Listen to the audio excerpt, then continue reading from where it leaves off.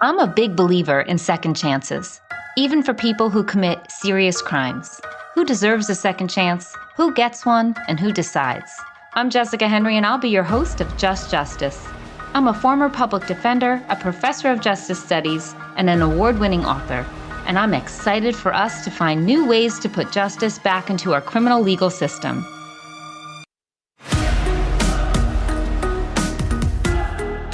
Hello and welcome to Just Justice. My name is Jessica Henry, and I'll be your host. Today we have the pleasure of talking with Danielle Sered, the founder and executive director of Common Justice, a national nonprofit organization based in New York City that works to develop and advance solutions to violence.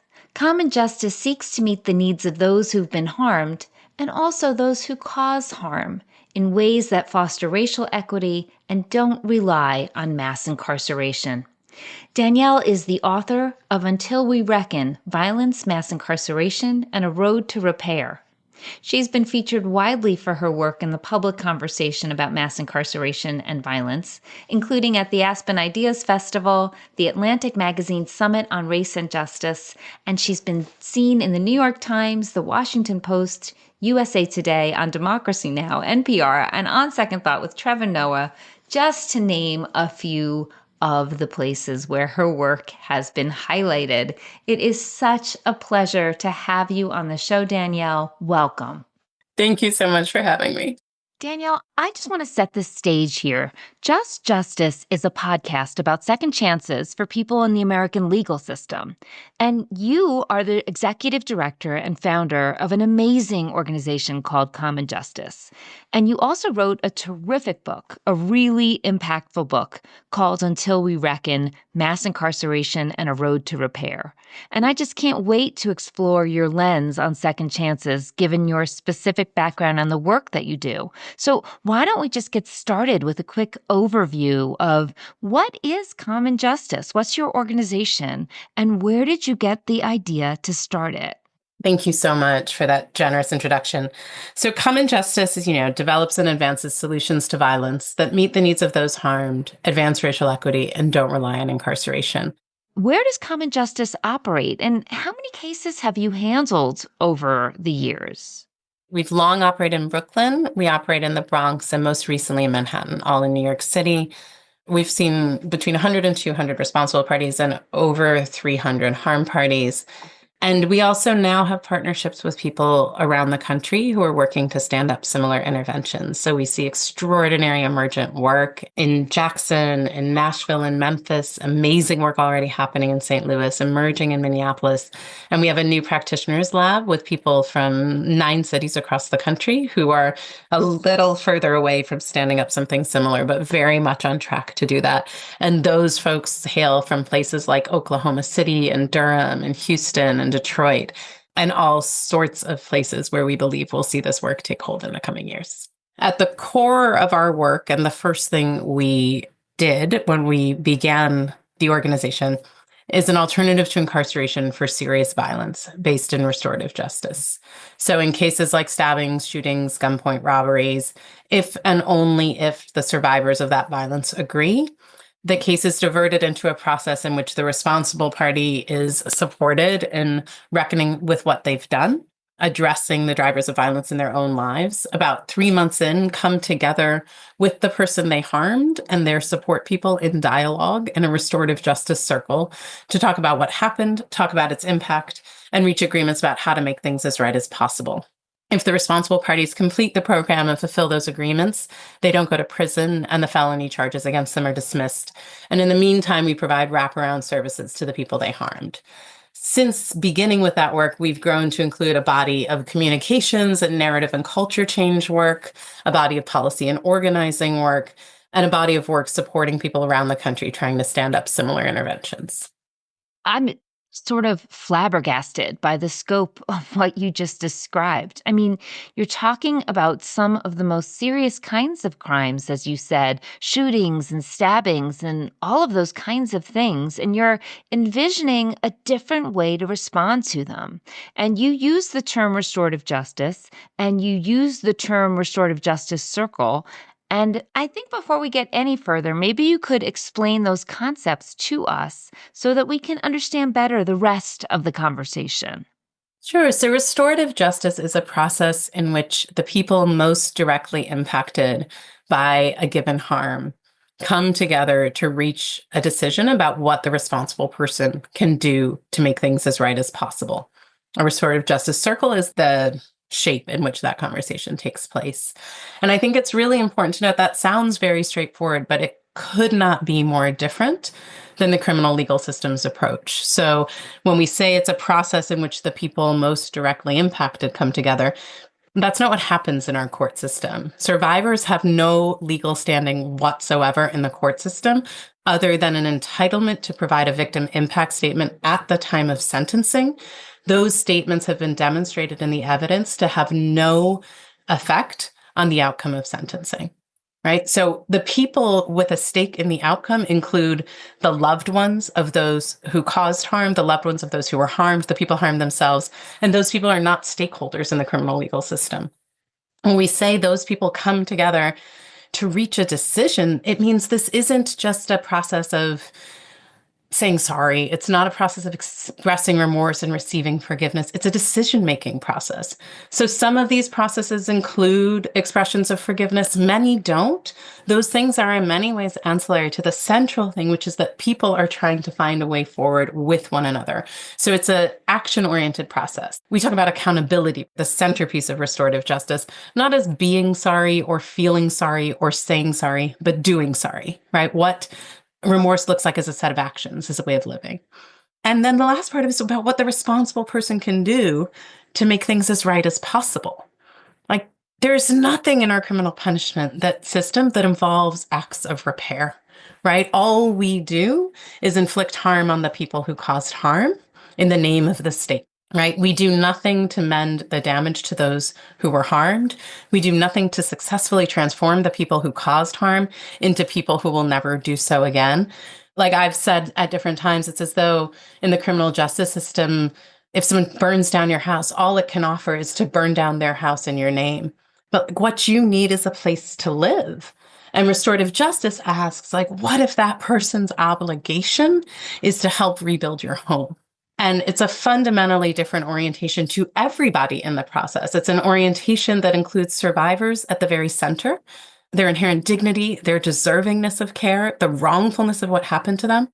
And it includes the responsible parties as people capable not only of great damage, but also of great repair. And in that way, it also centers their dignity, their deservingness of that being recognized, and their obligation not to suffer, but rather to make things right. Let's say someone has committed a terrible crime, a murder, and so the surviving family members are brought in and they're willing to have this conversation.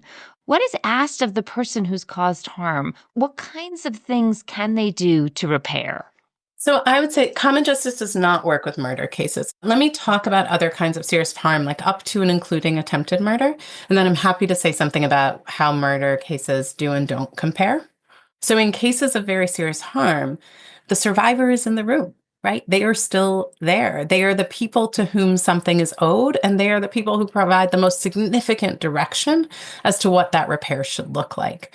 In our experience, every single one of the circles we've convened since we began this work in 2009 has resulted in agreements. And all of those agreements without our direction include these three elements. They include things that are about direct amends to the survivor, payments of restitution, apologies to their family, different gestures of goodwill. They include things that are about the transformation of the person who caused harm.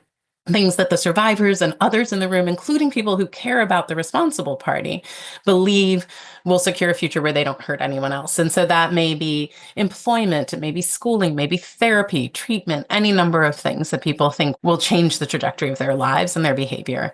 And then the last are things that benefit the community. We know violence never only impacts the people who are directly affected by it. It ripples out through everyone who touches those people, who witnesses it, who hears about it. And so survivors also want a feeling that something good came of what happened to them. And so that may be community service, talking with younger people, making art installations in places, like those sorts of things that have some cumulative value to others. And those are shaped by the group of people who gather there and are deeply informed by how the harm showed up for the survivor, like where and how it hurt, but it didn't change in their lives. The difference in homicide and murder cases, in cases where the person has died, is that, first of all, we only do the process with the consent of the survivor in those other cases. And the question in murder cases often comes down to, first, who has the right to consent to make decisions on behalf of that person? In some instances, that's clear. People are like, obviously, it's his girlfriend. Obviously, it's his mother. Obviously, it's her daughter. Very often, it's not clear. Most of us have multiple intimate relationships. We have multiple people who feel claim on being our closest one, right? And that particularly is true after we die. And so very often we find that family members have very different views about what should happen to the person who killed their loved ones. I've lost loved ones to murder. I've worked with countless people who've experienced these kinds of losses. And I think one of the most difficult things about it is very often families lose one another as well, because some are angry, some move to forgiveness, some are too sad to move or speak, some only want to speak about it. And some may do all those things, but just not in the same order or the same time as one another. And so they are out of sync, even in how they're moving through the loss, and can often feel ripped apart from each other by that. And so there's often difficulty in convening circles around murder cases as, for example, an alternative to incarceration or a decision making that early in the process, because the question of who has the standing to consent isn't clear. And then the other part is that the timeline of murder victims' families and loved ones healing and the timeline of the court system very rarely align. The court system is very slow and then very fast. Like it takes forever and then everything happens in a day.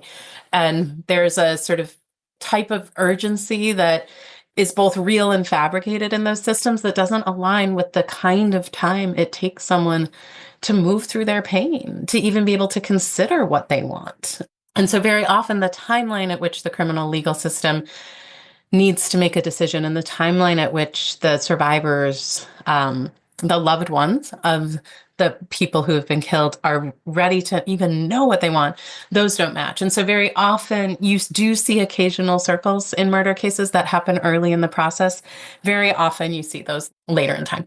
I was actually going to ask you about that temporal component because I could imagine, even in not homicide cases, but in cases where there was serious harm, that either the survivor is not ready to participate or that the person who caused harm is not fully able to accept their role in all of it at that moment. I'm wondering, is there a screening mechanism or something? I mean, we only take cases with survivors' consent. Fewer than half of victims don't call the police in the first place. Another half don't make it past grand jury. So that remaining quarter still in the criminal legal system are the sort of jailing a subset of victims around. Those are the people we reach out to who've suffered serious injury, who've been threatened with guns, whose lives have been fundamentally changed. And we ask them if they want the person incarcerated or want them in common justice. And 90% choose common justice. It's a wild number at first, but it's a wild number if we think about this through the lens of mercy and forgiveness. And in that sense, we're sort of very few of us would guess that 90% of us are merciful and forgiving. I sadly think that's probably right. What we've come to understand over the years is that survivors are pragmatic. I've mentioned I've lost loved ones to murders. I've survived rape. I've survived other forms of violence. I know these things well, and I have loved many people through them. And at the end of the day, we are practical. And there are two things we can't stand. We can't stand the idea of going through it again, and we can't stand the idea of someone else going through it. And so the decisions our survivors make to participate in common justice are self-interested decisions, right? They don't have to be at a point of caring at all for the person who hurt them. That's actually never required in the process, right? They have to be willing to be in a room and not commit retaliatory violence against them. They have to do that, but they don't have to care. It's not required. They have to be willing to express what happened to them. They have to be willing to express what would make things right. But they don't have to feel compassion for the person. And for anyone who lives in a neighborhood where incarceration is common, they know incarceration will fail miserably to keep them safe. If it worked, it would have kept them safe in the first place. They never would have been hurt. And so They know when people go away, they come back. When people go away, their friends don't go with them. When people go away, the conditions that underlie all of it are unchanged. They know all of this. And they also know when people go away, they don't get their questions answered. When people go away, they don't get their stuff back, right? All of these things that are actually really elemental to healing are foreclosed when someone's incarcerated. And so while some of our survivors enter to the process with an interest in the other person, many people enter it with an interest in their own well-being, and that's all that's required. I think we have this myth that in order to not do mass incarceration, we have to become more merciful. I don't think that's true at all. I think in order to end mass incarceration, we have to become more practical. I think if we all said that the one non-negotiable for our responses to violence were that they had to reduce violence, it would upend everything we do in the criminal justice system. It would change how we do arrests. It would change bail. It would change incarceration. It would change sentencing. It would change parole, all of it. If we just said we're only going to respond to violence with things that reduce violence, that is not what we do. Our deal breaker is not safety. Our non-negotiable is not safety. Our non-negotiable is revenge. As a culture, we have decided it is the only thing we are unwilling to let go. And we are so attached to it that we will do it even at the cost of doing things that would keep survivors safe. We will do revenge instead of things that will deliver healing to survivors. We will do revenge instead of things that will make communities safer. And so we will opt for ongoing suffering, and we will opt for increased violence to protect our nearly religious commitment to revenge. I don't think that's right. I don't think it's morally right, and I don't think it's pragmatically right. And so I think we learn so much from our survivors' choices to opt for common justice about how we all should be thinking about criminal justice reform. If there's anyone who's not obligated to be rational, it's somebody who had just had a gun to their head. They're not obligated to be rational. People in decision-making positions, I believe, are obligated to be rational. They are obligated to consider the larger social good. They are obligated to consider evidence, all of those things. They do none of that, but survivors do. And that's why we have an overwhelming participation of survivors when they're given the choice. Our responsible parties, when they come to us, so once the survivor consents, we'll screen the responsible party. We do screen out people who have serious mental health needs or needs related to substance use that aren't met by our programming. And we try and filter those people into programs that actually can meet those specific needs. And then we listen for people taking basic responsibility. It doesn't mean they have to be insightful or remorseful. It means they have to be able to say they did a thing in a place and they could have not done it, right? That's it. And then we work with them to cultivate a depth of responsibility that may or may not have been present. And that's variable for us. Some of our responsible parties felt horrible, not just the moment after they did what they did, they felt horrible while they were doing it. They felt horrible while they contemplated it. Others, the violence they've been engaged in is so normalized, usually because they themselves have been surviving it since they were small. And so the 1,000 things done to them, they were told were normal. And so the things they did to other people felt normal too. And so we think of ourselves as being at war with the normalization of violence. And part of how we do that with responsible people is by affirming that what happened to them is wrong.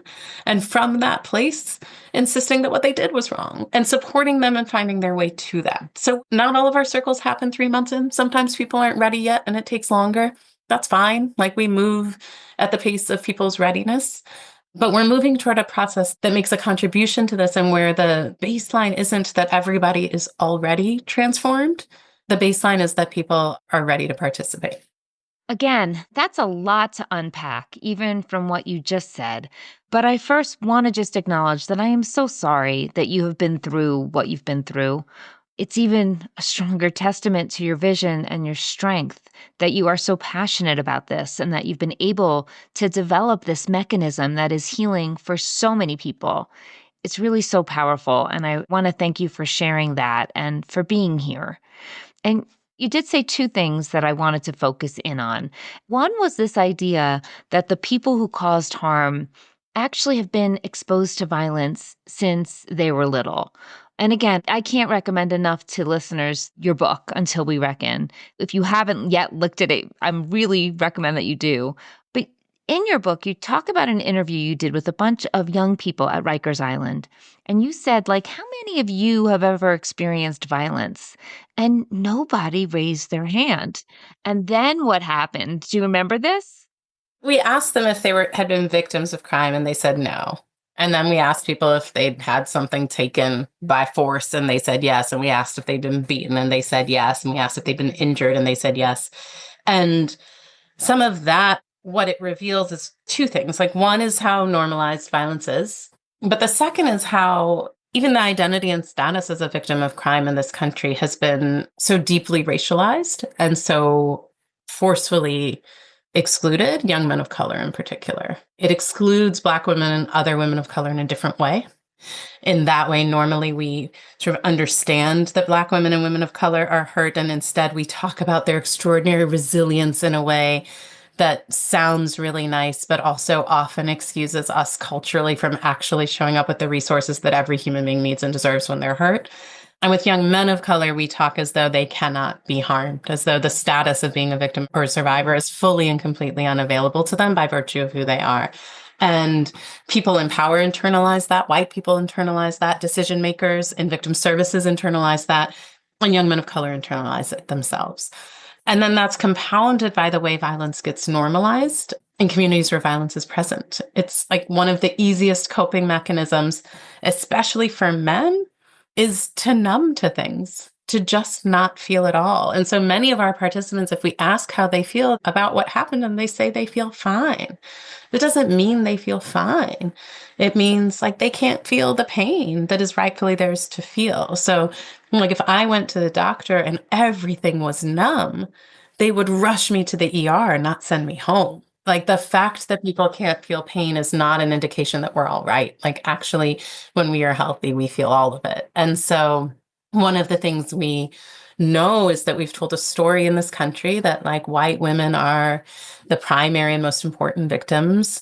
A young man of color is 10 and a half times likelier than I am to be robbed or assaulted. It's still faces like mine on the victim service posters. And I say this as a survivor myself. I am not most representative of survivors, and it is not my experience that should be centered when we think about what it is survivors need. Right. And I mean, I used to be a public defender in New York City. And so when you go to a place like Rikers, you're surrounded by faces of color, of people who are Black and brown. And it is an overwhelming visual, in addition to how it individually impacts those people who are being held in places like Rikers. And I think the other piece of this that's so important is this notion of who's a survivor, who's a victim. And it's not this binary idea, like we have a monster on one hand and the person who survived a horrible crime on the other. In reality, the quote unquote monster is often someone who themselves experienced such tremendous violence. And not just often, like nearly always. Like, I've met thousands of people who have committed violence over the course of my life and my career, and I have yet to meet a single person who committed serious harm who wasn't themselves harmed first. Not one. No one enters violence the first time by committing it. It's not how we're built. And that doesn't excuse people for what they do. People remain responsible for their actions. But it does raise two questions. It raises first the question of what is our responsibility for not having shown up to them when they were hurt, right? Like, what is our collective ownership of the subsequent violence? And second, what does their responsibility look like? Like, what form should it take? So while it doesn't excuse what they do, it does beg the question of, given that they were hurt and passed that hurt on to others, what do they owe? And to think about the question of what they owe is not just being about a number of numbers in a cage, but to think of it much more expansively. Yeah. And I think a third question that it raises is really, what is causing this violence to begin with? Like, if you had to explain the drivers of violence. The main drivers of violence are structural, right? They are economic deprivation, they are inequity, they are poor housing, they are poor hospitals, poor mental health facilities, poor schools, intergenerational trauma. They are structural causes. But then even on the individual level, the core drivers of violence are shame, isolation, exposure to violence, and an inability to meet one's economic needs. And the core features of prison are shame, isolation, exposure to violence, and an inability to meet one's economic needs. Like we've baked into our core responses to violence exactly the things that generate it. And it would be dishonest of us to ask surprised by the astronomical recidivism rates we see among people coming home from prisons. So, do you think that the environment in prison or the very way in which we punish by using incarceration is itself criminogenic? Does prison, in fact, cause crime? Absolutely. And the literature and the research solidly demonstrate a causal criminogenic relationship between incarceration and further violence. It makes sense based on the factors I just named. If your child started to engage in violent behavior, you wouldn't try and get them into a prison to get their heads right. Like you wouldn't be like, oh, let me see if I can get a spot for them because I believe they'll come out better for it. We know it doesn't work. It's not that we think it works and that's why we keep doing it. We think it hurts. Like we think it causes pain. We like causing pain to people we're mad at. Like that's the choice. It's not really a choice about rehabilitation. And then even as we have conversations about less inhumane prisons, right? Meaning prisons where people do not have a near certain expectation of being assaulted, of being demeaned, of being sexually assaulted, of being starved, of being beaten, of all these things. The reality is that like safety is produced in relationship. Like we are best when we are loved. We are best when we are connected with people who care about us and who hold us accountable and to whom we owe things. And so isolation in itself is terrible for human beings. It is terrible for human development. It is terrible for healing, and it's terrible for desistance from crime. Yeah. And one of the things right from the get go that you wrote in your book, and I think it's so reflective of what you just said, you open with a powerful comment. And it's sort of right in the introduction. You say it is an American habit to try and solve problems apart from their context. And when I read that, I was like, right. Because, as you're listing all these issues that come down to economic instability and communities plagued by violence and all the things that go along with under-resourced and over-policed communities, we're trying to solve this with punishment, with prison. And it's really not seeing the context very clearly. I think we're missing all of those things, and we're missing like the historical context of hundreds and hundreds of years of structurally enforced racism. Like we've missed the context of colonization, the context of slavery, the context of all of the undoing of the work of Reconstruction, the context of Jim Crow, of redlining, of how budgets are formed now, like all of it. We miss all of that context.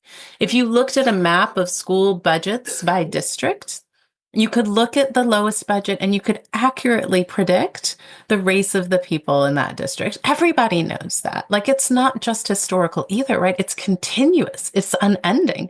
So when we say this goes back to slavery, we don't mean slavery happened and all has been well since.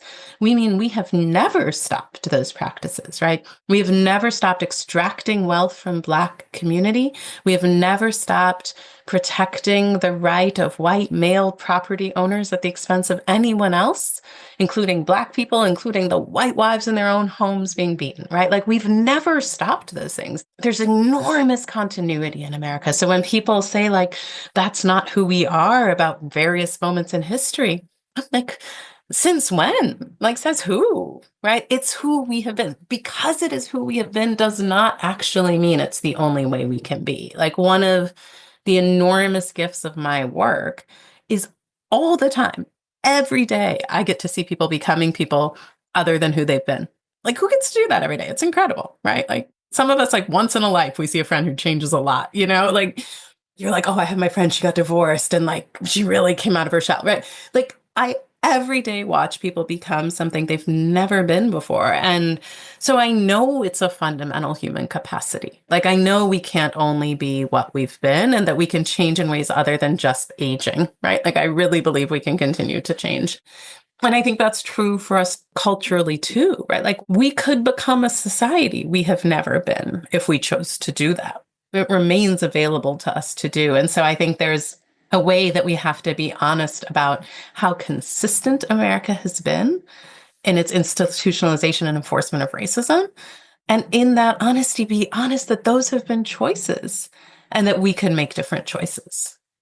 More about that, because you're sort of talking about this sweeping historical context, right? This is going back to the idea that we're using punishment as a response to all of these things.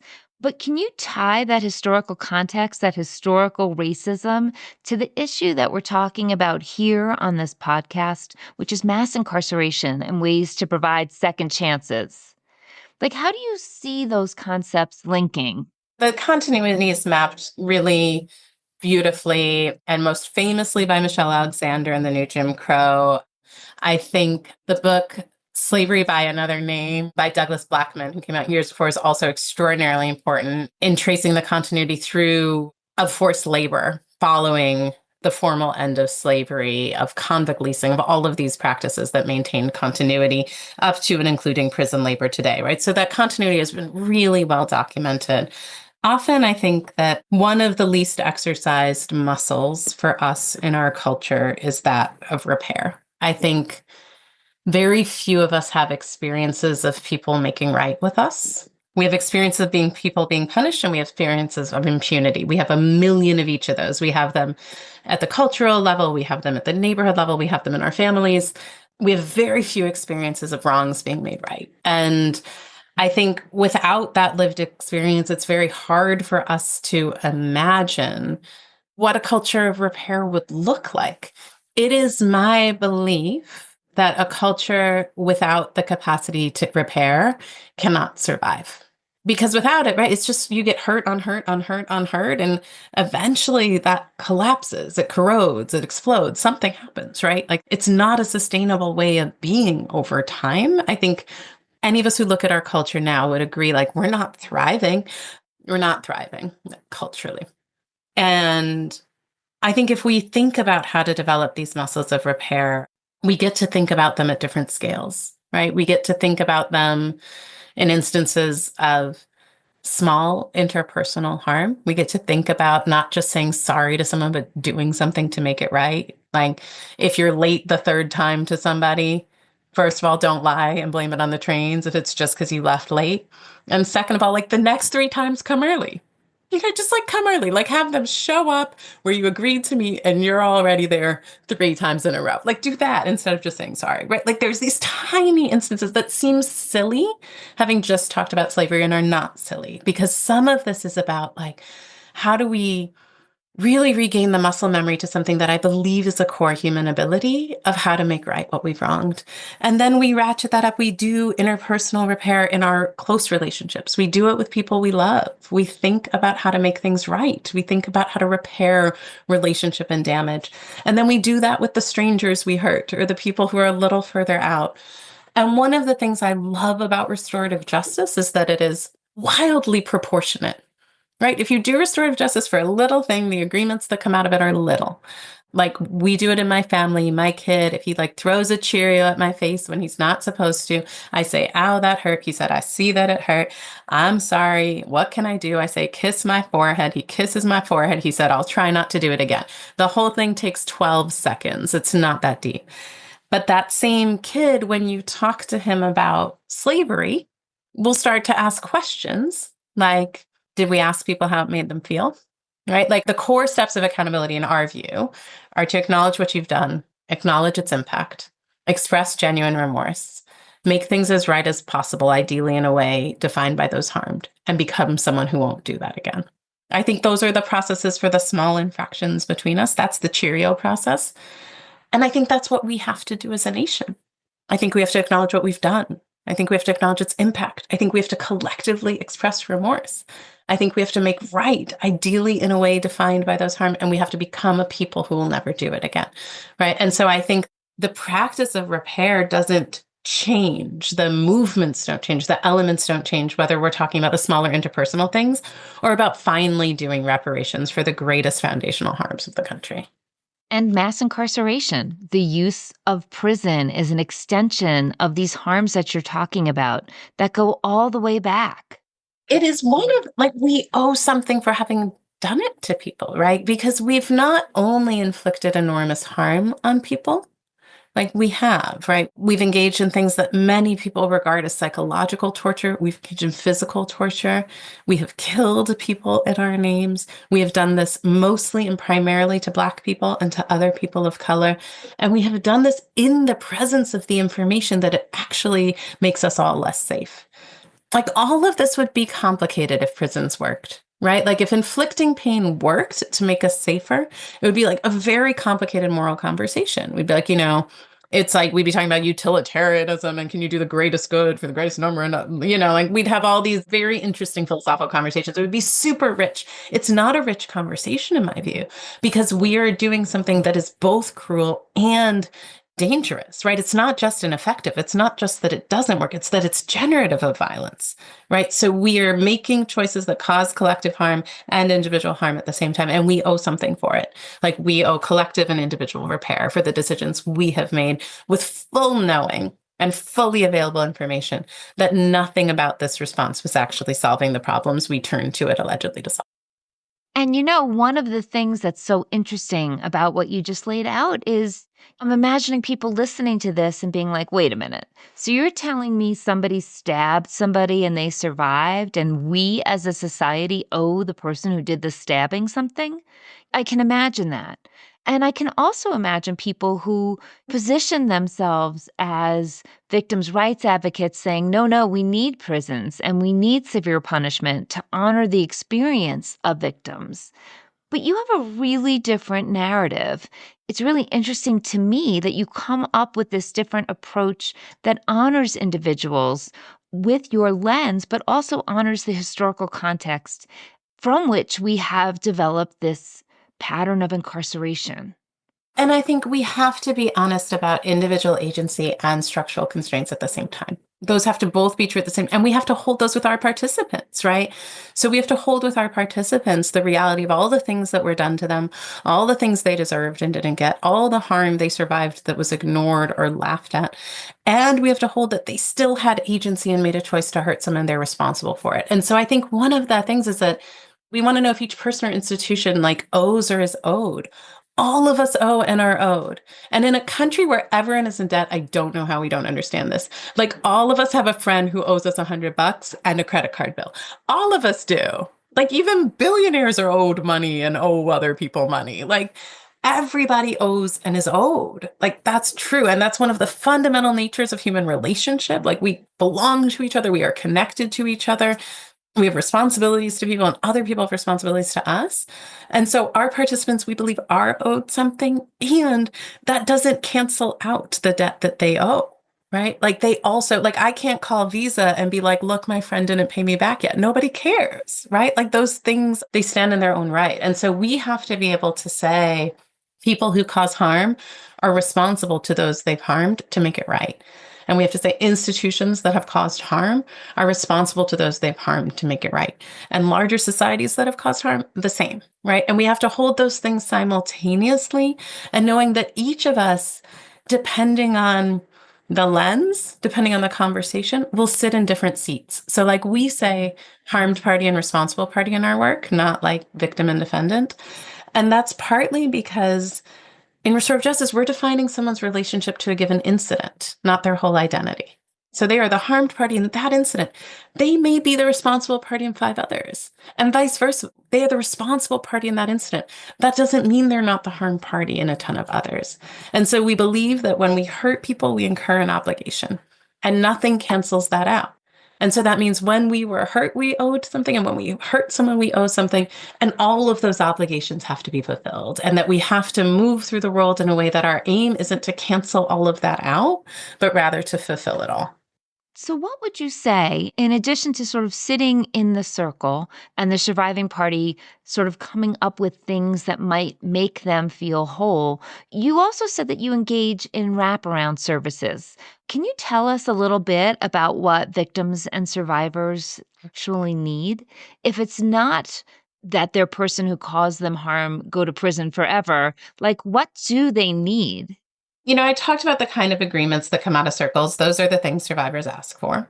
I mean, they need some intangible things. They want answers to their questions. They want to tell someone to go fuck themselves. They want to know what really happened. Was it a real gun? What if I had fought back? What if I hadn't fought back? Did you attack me based on my identity? Was that person across the street with you? They want to know things that help them form a coherent narrative, which all of our intuition and all of the psychological literature teach us is elemental to our healing. That is not possible when someone's locked up. They are not allowed to speak to you. You can't get it. Like, it is prohibited. Survivors, they want to be made whole materially. They want their stuff back. They want bills they incurred paid for. They want being hurt to at least be cost neutral, right? Like, they want it to be free. And they want to be free from the financial harm, right? The financial cost of having survived violence. And a lot of them want the person who hurt them to be the one who pays it. It feels better than just it being paid. Like, they want that person to make them whole. And they want their stuff back. They want ideally the exact stuff, if not something just like that stuff, right? Like, they want those things, and they want what those things represent to them. They want to feel acknowledged. They want to feel validated that what happened to them is wrong. 1,000 people can tell them that. Nobody other than the responsible party is more impactful in telling them that what happened to them is wrong, that they did not deserve it. It is transformative for people in healing.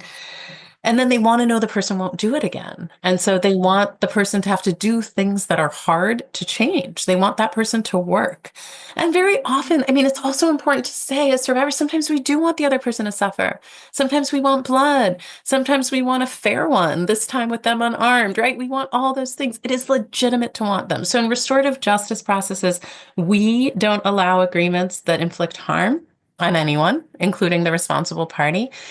But we don't shame or judge survivors for wanting it. Like, when I say we shouldn't be a culture that makes revenge the deal breaker in our criminal legal system, that is different than saying we shouldn't feel a desire for revenge. We get to feel it. We get to rage. We get to hate people. We get to want to see them in pain. Like, that's fine. And we deserve to have space for it. And my experience of healing is that generally, as people, we only move past those feelings if we are given a container where they're well held, where someone says, yes, like, that thing you want is legitimate. And I'm sorry, you can't have it from me today. Like, I can't bring him in here for a fair one, but like, let's talk about what we can do. And it's in the validation that what happened to people is wrong that a lot unfolds. And then people also want support from us. Sometimes people want therapeutic services. Sometimes they want more informal ways to talk to people. They want coping strategies. They want support relocating. They want help getting a job that puts them, they want a day shift instead of a night shift. They want to be able to like make ends meet. They want their education. They want to heal through other things that happened even before all of this started. And so people want to live whole, beautiful, thriving lives filled with love. And so our support from them is not just like, we'll help get your locks changed, right? It's that like, we'll accompany them in this process of transforming their lives. I mean, that's really so important, and it's missing, right? I mean, one of the things that you said earlier is how people who are sort of the victims in a criminal case, their role is so circumscribed. If they're a witness, they'll be called in by the prosecution to testify if there's a trial. And sometimes there's an opportunity to make a victim impact statement. And then, later, maybe at a parole board hearing, if the person has been sent to prison, the surviving person may have an opportunity to say, no, keep them in. But it's a limited role. And sometimes it has an outsized impact on what the consequences should be. In your book, you talk